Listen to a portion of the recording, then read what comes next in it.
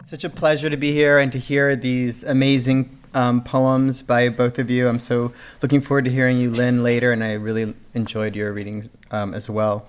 I did bring I brought copies of Forgive the Body, This Failure, my last book, but I actually wanted to read newer poems that I'm working on towards the next book. One of them in particular is not even finished yet, but I still want to read it. You can tell me what I'm doing wrong and what I'm doing right, maybe. Okay, so, excuse me, I'm getting over a little cold. I'll begin with a poem called My Son Wants to Know Who His Biological Father Is. My son wants to know his name. What does he look like? What does he like? My son swims 4 days a week. When my son swims underwater, he glides between strokes. When he glides underwater, he is an arrow aimed at a wall. 4 days a week, his coach says, count, 1, 2, before coming up for air. My father had blue eyes, blonde hair, though mine are brown. My father could not speak Spanish and wondered, how can you love another man? We rarely touched. When my son is counting, I count with him. I say, I am your father too. 1, 2.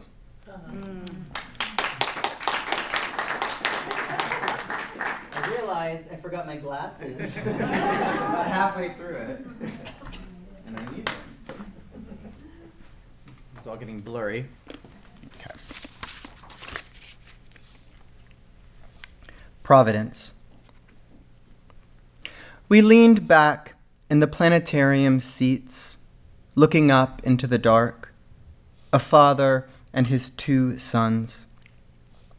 We heard what could have been God, the universe, an actor reading from a script. He told us where we came from, where we were among infinite specks of light. The boys grew animated, silhouettes pointing to constellations, heads leaning closer, more questions, wanting answers. The younger crawled into my lap. The older held my hand under the great black dome. When the lights came on, my sons stared at the large blank screen. Everyone stood up. I began searching for my keys. Thank you. Fatherhood is very interesting. It has delivered many blows to the ego, including not being able to have the answers to every question. But also what I find interesting is my children clearly think that I had no life before they were born. I just was created to serve them when they were born. I have no history. And I wrote this out of that feeling. And also after I gave a reading once and someone said, I bet you're just the best father. And I thought, oh no. I make my fair share of mistakes here. This one's called Long Gone. Because the boys will not stop fighting, I hit the brakes and turn around, staring them down, the words loud and cruel, rushing from my mouth, until they cower in their seats.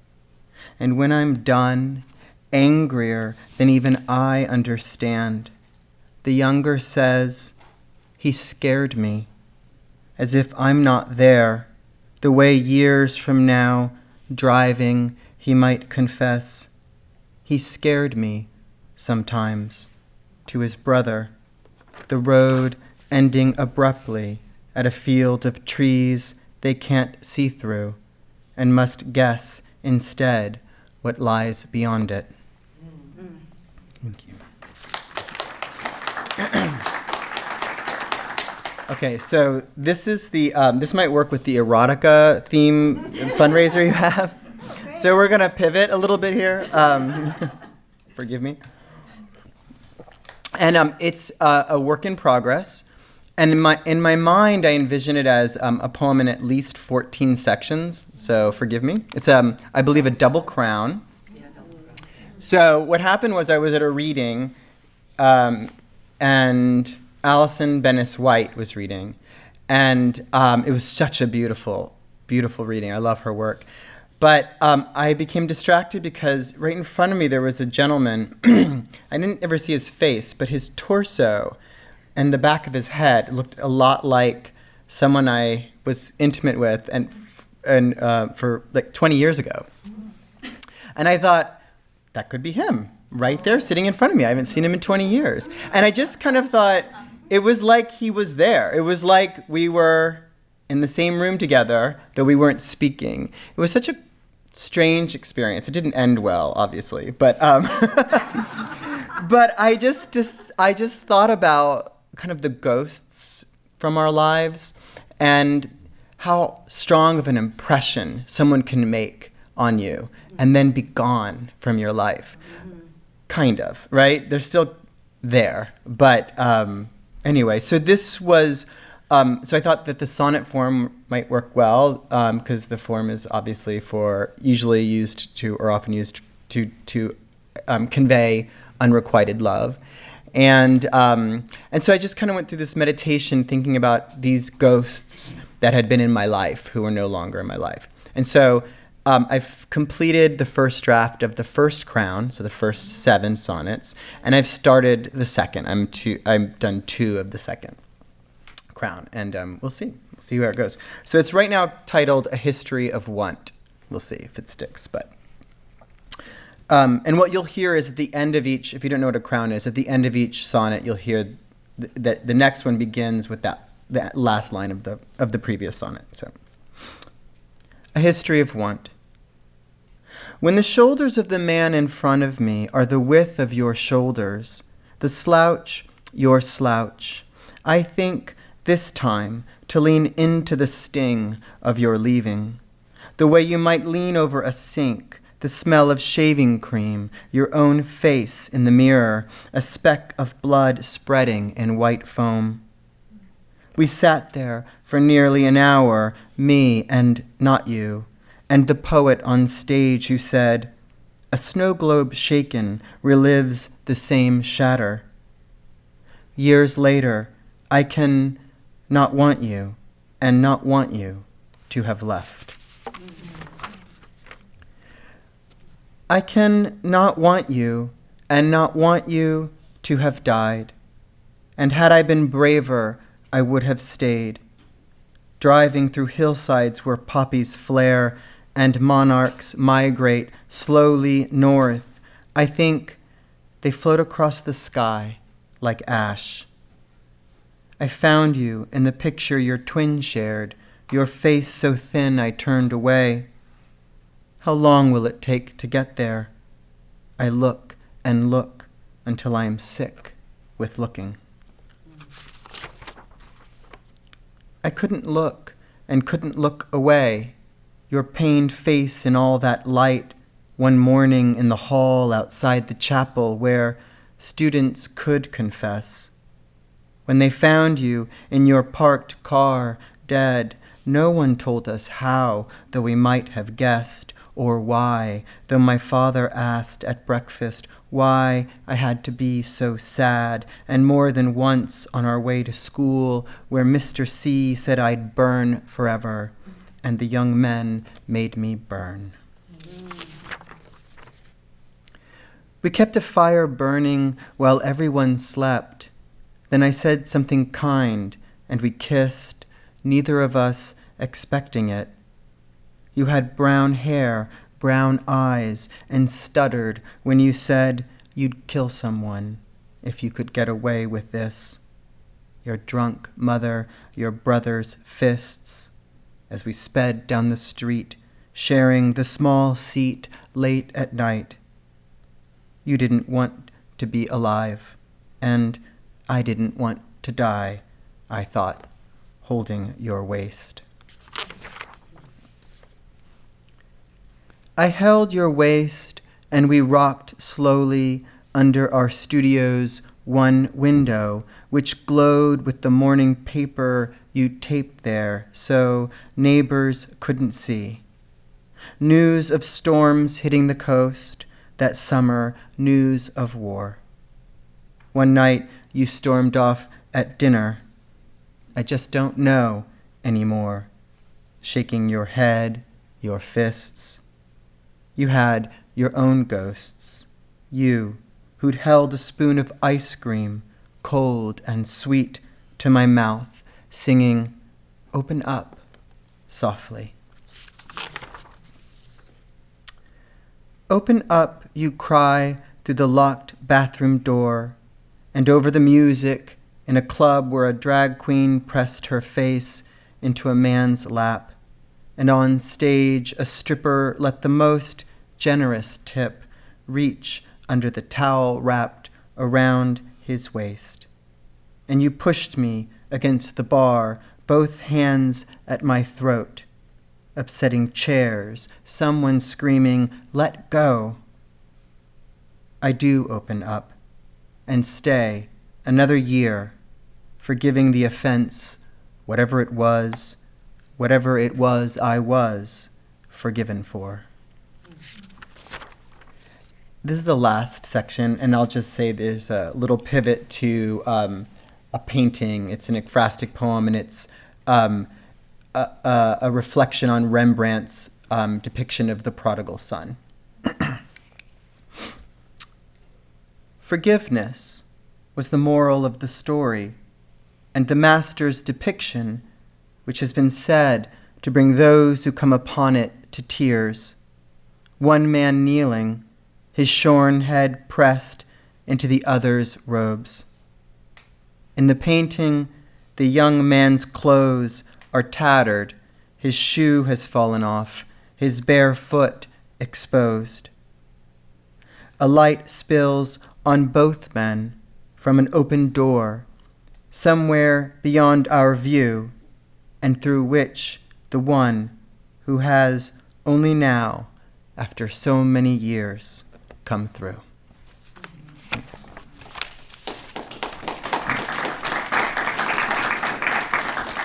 Yeah. So, 5 more to go. And I have 2 written, and I won't read those because they're incomplete, and then 5 more, but we'll see. All right. I'm just going to read 2 more, I believe. One, which might be the title poem for the next book. Maybe, I don't know. I think right now, you know how it changes as you go. But it feels right now like the title poem because obviously so many of these poems are about fatherhood. But also I think a lot of the poems are addressing the roles that we take on, especially the roles men take on and how those, how we're kind of coerced oftentimes to take those roles and how they can then make real intimacy more challenging. And so I wondered if this title might work. It's called Fatherland. And I'm exploring kind of multiple definitions of that word. Okay. Fatherland.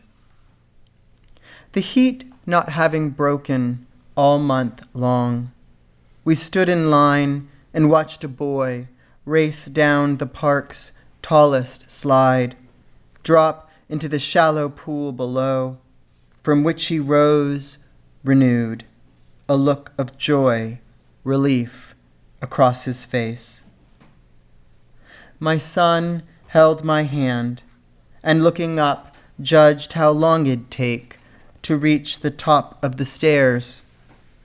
In front of us, the man, a head taller, 50 pounds at least, more than I, wore red trunks, his hair dark brown, short. I saw the swastika first, white power inked across his back, the scene, skeletons climbed his spine above a sea of flames. I felt each breakable bone in my boy's hand. He who days before asked to live with us forever. Idiot, my mother called me once, because you think everyone is good. The man looked across the park at no one, younger than I'd have thought, and when the line, as if with one mind, began to move again, he stepped forward, the foot or two between us, perilous, uncrossable.